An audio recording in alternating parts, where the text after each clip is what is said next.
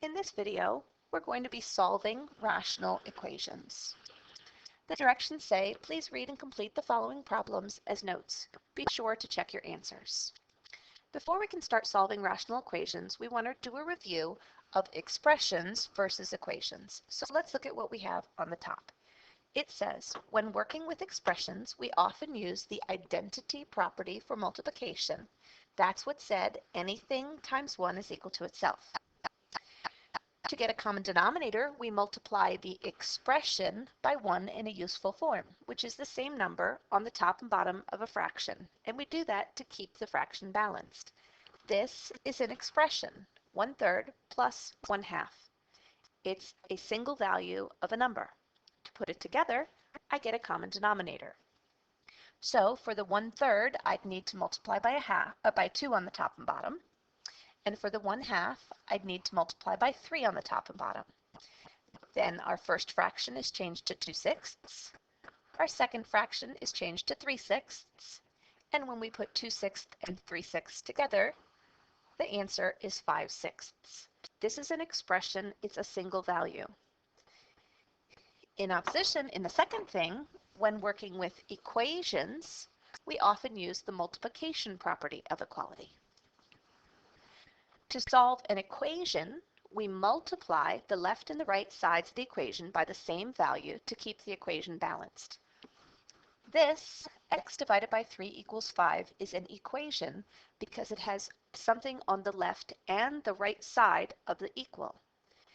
For an equation, we want to solve. That means get x by itself. Whereas in the expression up above, we wanted to simplify or take our expression and put it into smaller terms. To solve this equation, we would go back to what we used to do, where I'm trying to get x by itself, so I need to do the opposite of dividing by 3. What's the opposite of dividing by 3? That's multiplying by 3. So I'm going to take my equation and I'm going to multiply by 3 on the left and the right sides of the equation. When I do that, my 3 and my divided by 3 will reduce each other out, and all I have left on the left side is x. On the right side of the equation, I have 3 times 5, which is 15, and that's the solution to my equation. X equals 15. So when I was working with a rational equation, we need to remember that to stay balanced, we don't like fractions, so we multiply both sides of the equation to get rid of the denominators. So in a rational expression, we stayed balanced by doing the top and the bottom. In a rational equation, we stay balanced by doing the same thing to the left and the right. One last thing to note down here at the bottom is we have to remember that division by 0 is illegal. So we cannot have any solutions to an equation that would create division by 0 in the original problem. We don't have to worry about it in what we've done so far because there weren't any variables on the bottom, but there will be in our next examples. So let's scroll down and look at our example that we have right here. We have a rational equation. It's an equation because it has a left and a right side, and I'm trying to solve, which means tell me what x is. It's rational because it has fractions in it with x's on the bottom. So I've written out steps for you over here on the right. The first step, just like with all the rationals we worked with before, was to factor everything. On the bottom of the first fraction, I had 3 as a GCF, so I took out 3, and then I had the quantity x minus 4. There was nothing else in that problem that could be factored so far. In the second step, I want to state any excluded values or places where the bottom equals 0. For this first fraction, x minus 4 cannot be equal to 0. So that means that x cannot be equal to 4, and I'm going to list 4 as an excluded value. In my second fraction, that would give me the same thing, x cannot be 4. So the only answer I have to worry about in this problem is 4. If I get that as an answer, I'm going to need to cross it out as an extraneous value. My next step is to find the least common denominator. The least common denominator means I have to build each denominator. My first denominator had a 3 and an x minus 4. So I need the 3, and I also need the factor of x minus 4. My second denominator only had an x minus 4, so that's already listed. My third denominator over here on the right-hand side only had a 3, and that was already listed as well. So my least common denominator is 3 times the quantity x plus 4. I don't like fractions. If I can get rid of the denominator of a fraction, I don't have a fraction left. So what I want to do is, in step number 4, multiply the left and the right sides of the equation by the least common denominator. Remember that the least common denominator is distributed to both sides for balance. Okay, so I just put some color in this thing. But again, what it is that we're doing is we're going to take this least common denominator of 3 times the quantity x minus 4, and we're going to take it and we're going to distribute it to each term in our equation. So I'm going to have one with my first term, I'm going to have one with my second term, and I'm going to have one with my third term. I've taken it to the whole equation balanced on the left and right sides. Then comes step number 5. Step number 5 says to reduce each fraction. When you do this, all of your denominators should be gone. So if I'm looking at this first fraction, I've got a 3 on the top and bottom, and I've got an x minus 4 on the top and bottom. So those are going to reduce out, and all I'm going to have left from the first fraction is this 7, and that's down here. In my second fraction, I've got an x minus 4 on the top and an x minus 4 on the bottom, so those are going to reduce out. In my second fraction, what I have left now is the subtract, and then 1 times 3 was 3. Next came the equal sign, so I wrote that down again. In my third fraction, I had a 3 on the top and bottom that I could reduce out, and then I had left the 2 and the quantity x minus 4. And I wrote that down over here. Step number 6 says now solve for x. This is just a regular Algebra 1 equation at this point. It doesn't have any more fractions left. I just need to solve it. So to solve that equation, I'd probably do 7 minus 3 is 4. On the right, most of you would distribute the 2. You don't have to do that. You also could have divided, but most of you would distribute, so that's what I did. Now we've got to get this x by itself. So how do I undo? I have a 2x minus 8, so I need to get rid of the minus 8. So I added 8 to both sides of the equation. And that gave me 12 equals 2x. And then to get rid of the 2, I divided both sides by 2. And that gave me 6 equals x. So my final answer was 6 equals x. The last step says, check your answer to be sure that it is not an excluded value. For this equation, the excluded value is x is not equal to 4, so your answer is fine. The other way that we could check this is by graphing. So if I came here in my calculator to the graph menu, in y1, I'm going to type the left side of the equation, which was 7 divided by 3x minus 12. I had to put that in parentheses, so it was all on the bottom of the fraction. Then I had a minus 1 divided by x minus 4. And then I'm going to hit equals, or x cubed, because that was my first equation, the left side of my equation. Then on the right side of the equation, I had 2/3, so I'm going to graph that in y2. And then I'm going to take a nice standard view window, shift view window, standard, and I'm going to graph it. And I can see I have this line in the middle right here. The line in the middle is the y equals 2/3. And then the left side of the equation, which was that crazy rational function, is this curvy part right here. The answer I got by hand was x equals 6. X equals 6 would be somewhere right about here, and that looks like it's going to be good because that's the place where my calculator looks like it has an intersection. If I wanted to use my calculator to solve the intersection, I would go to GSolve and then hit isect for intersection, and it will tell me x equals 6. I don't care what the y value is for my point of intersection because my original equation didn't have any y's in it. It only had an x. So x equals 6 is my solution, and I've confirmed graphically what I got algebraically. On the top of the next page, I have another example. I have 3 divided by 5x minus 4 divided by 3x is equal to 1/3. My first step is always to factor everything, which it's already factored. My next step is to state any excluded values or places where the bottom is 0. The only thing that will give me a 0 in the denominator is putting in x equals 0. If I had set 5x equal to 0 and divide both sides, I'd get x equals 0. If I set 3x equal to 0 and divide both sides by 3, again, I get x equals 0. So 3 equals 0 is my last denominator. That's never going to happen, so I don't have to worry about it. Okay, my next step is to find the least common denominator. So looking at the things I have, I need a 5, I need an x, I need a 3. So I have 5, 3, and x. In my second fraction, I have an x that's already on my list, and in my third fraction, I have a 3 that's already on my list. So my least common denominator is 5 times 3 times x, or what I wrote out was 3 times 5 times x. Doesn't matter the order. So next thing we're going to do is we're going to take this least common denominator, and we're going to multiply it to both sides of the equation. So I take my 3 times 5 times x and distribute it to each term in my original problem. Next, I'm going to reduce each fractions. Remember, when I reduce each of my fractions, all of my denominators should be gone. So, in my first fraction, I have a 5 and an x on the top and bottom, and those will reduce out. All I have left from this fraction is 3 times 3, which is 9. In my second fraction, I'm going to reduce a 3 and an x. So now I have my subtraction left, so I make sure I rewrite my subtraction, and I have 4 times 5, which was 20.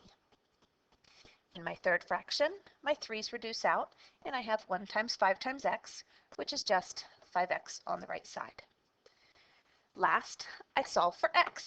So to solve this equation for x, I combine 9 minus 20 is negative 11. And then to get rid of multiplying by 5 on the right-hand side, I'm going to divide both sides by 5. I'll leave that as a fraction and write it as x equals negative 11/5. My last step, check my answer to be sure it's not an excluded value. My only excluded value was 0, so I know this answer works, negative 11/5.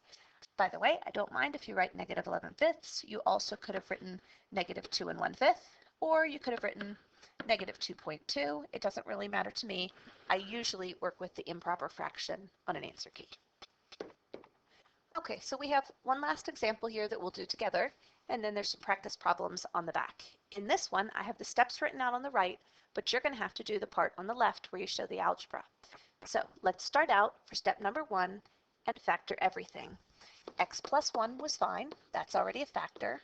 On the bottom, 3 is a GCF, so I can factor that out, and then I'd have x minus 2. That was the only thing on the left side of my fraction. On the right, I had 5x over 6 plus 1 over x minus 2. X minus 2 is a factor. 6 is a factor. 3 is a factor. X minus 2 is a factor. All those bottoms are factors. So the second thing I want to do is to state any excluded values. So where can the bottom equal 0?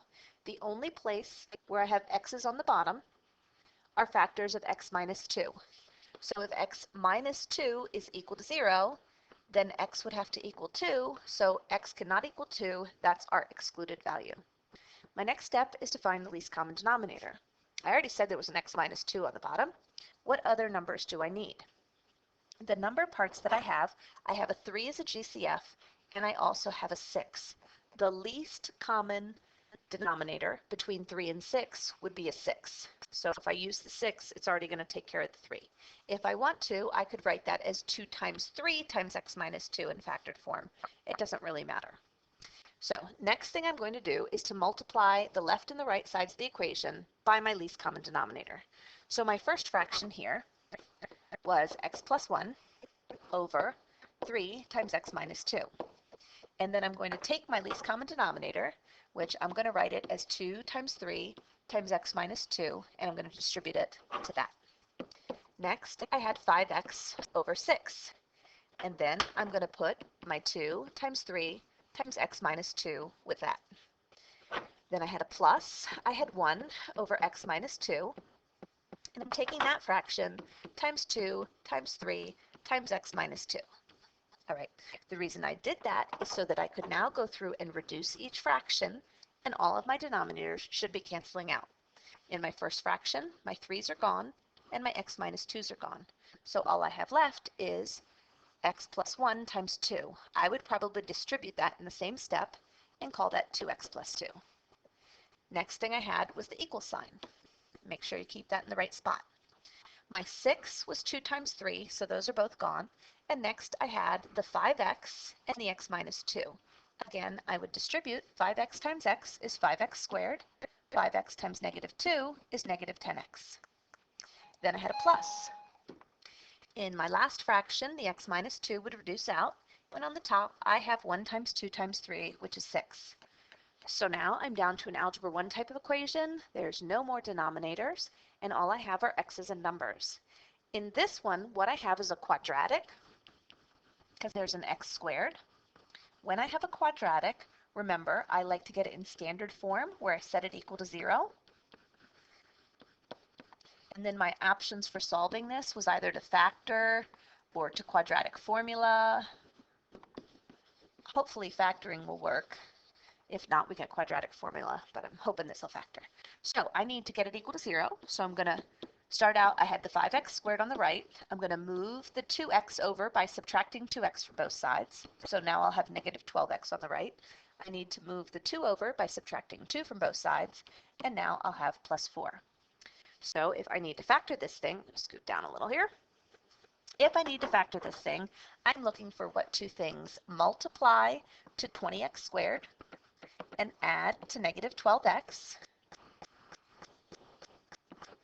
So I have 5x squared in my first box. I have the plus 4 from my equation up here. And then I'm trying to split up.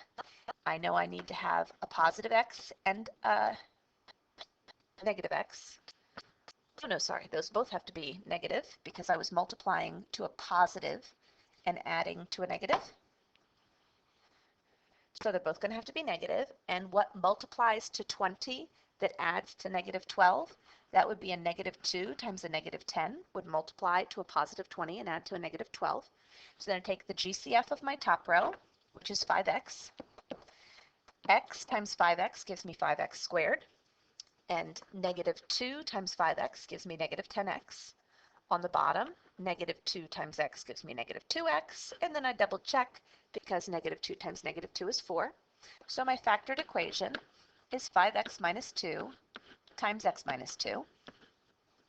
To solve a quadratic, I set each factor equal to 0. So then I'd add 2 to move that over, and then I'd divide by 2 to get x equals 2/5.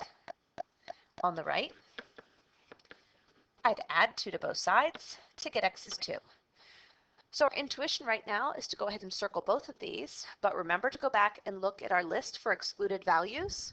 So I have x is 2/5, that one works, but x is 2, that wasn't allowed to work, this was excluded. So I have one solution for this one, it's x equals 2/5. Down here, I make a note in the answer. If you have more than one solution and one is excluded, just cross that one off as an extraneous solution. That's what I did. If all of your solutions are excluded values, state no solution or put the little curly brackets with nothing inside as the empty set. That might happen for some of these. You might get no solution. Any answer you get would be crossed out. So now let's turn over to the last page. We have 5 problems on the back of this paper that are all rational equations. We want to try and solve all of them by multiplying the left and the right by the same thing. You can pause the video while you try those and then check your answers. Don't forget to check for extraneous solutions, and also the answers are down at the bottom of the page if you want to check your answers from them, or you can just pause the video and try them and then look back at that. All right, for number 1, my excluded value was 0. And my least common denominator was 2 times 3 times x. So I multiplied everybody by 2 times 3 times x, reduced, and solved. I got as my final answer, x was equal to negative 1/12. And that was not an excluded value, so I kept it. On number 2, my excluded values, if I set this x squared minus 2 equal to 0, I get x can't be plus or minus the square root of 2. From my second fraction, x couldn't be 4, so those are both excluded values. I couldn't factor x squared minus 2 because 2 is not a perfect square. So when I get my least common denominator, I have both denominators, x squared minus 2 and x minus 4. So I distribute those to both the left and the right side, and then I reduce. On the top, I had to distribute to get negative 2x plus 8. On the right, I had to distribute to get 2x squared minus 4. This was a quadratic because it had an x squared in it. So I moved everything over to the right side of the equation to get it equal to 0. Between all of these, I had 2 as the GCF, so I factored that out to make my quadratic a little easier to work with. Then I factored. My two factors were x plus 3 and x minus 2. When I set each factor equal to 0, my first factor was just 2, so 0 never equals 2, so I don't have to worry about that one. When I set x plus 3 equal to 0, it gives me x equals negative 3. That wasn't an excluded value, so I kept it. When I set my next factor equal to 0, I got x equals 2, which also wasn't excluded, so I kept it. On problem number 3, when I go to factor, for my third denominator, I could take out x as the GCF, and that's x times the quantity x minus 1. So when I build my least common denominator is x and x minus 1. For my excluded values, x can't be 0 and x can't be 1 because those were the two places where the bottom would be 0. I distribute my least common denominator to everyone and reduce. On the top here, I have to distribute to get 2x minus 2. I distribute the 6x. Oops, nope, there's nothing over there. I just have 6x. And on the last one, all I had left was 6, so that was my right side. I combine like terms, move the 2 over, and divide both sides by 8 to get x equals 1. Now remember, up here at the top, x equals 1 was one of my excluded values. So that's an extraneous solution, which means my only solution gets crossed out, so my final answer is no solution. In math, I can write the words no solution, I can put the curly brackets with nothing inside them, or I can do the circle with a line through it to mean the empty set. Any of those would be fine, and any of those might show up in a multiple choice or on an SOL test. If you need to, you can pause before I scroll down to show you number 4 and 5.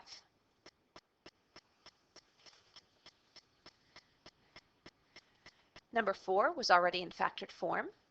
When I find my excluded value, it's just x can't be 2, because that's where the bottom is 0. My least common denominator was both the 3 and the x minus 2. So I wrote that on both the left and right sides and distributed it. I reduced, and something strange happened in this one. All of my x's dropped out. All I had left was negative 4 on the left side and positive 18 on the right side. So when does negative 4 equal 18? That never happens. So this I write as no solution, or the curly brackets with nothing inside. Remember, the reason this has no solution is because it's false. If this were a true statement, I would have said all real numbers except my excluded value. All right, for number 5, my excluded values, x can't be 0 and x can't be negative 1. My least common denominator was x and x plus 1, so I distributed that to all of my terms, and I reduced. I had to distribute my 4 to get 4x plus 4. I had to distribute, remember it's a minus 3x, and that didn't have anything else to multiply to. And on the right, I had to distribute the 1x, which gave me x squared plus x. Again, make sure you keep that equal in the right spot. This was a quadratic because it had an x squared in it. So I got everything on the right side and set it equal to 0. X squared minus 4 is a difference of squares, which factored into x plus 2x minus 2. When I set each factor equal to 0, my solutions were x equals negative 2 and x equals positive 2. Neither one of those were excluded values, so I kept them both. Come into class tomorrow, ready to practice some more of these? And don't forget to check your extraneous solutions.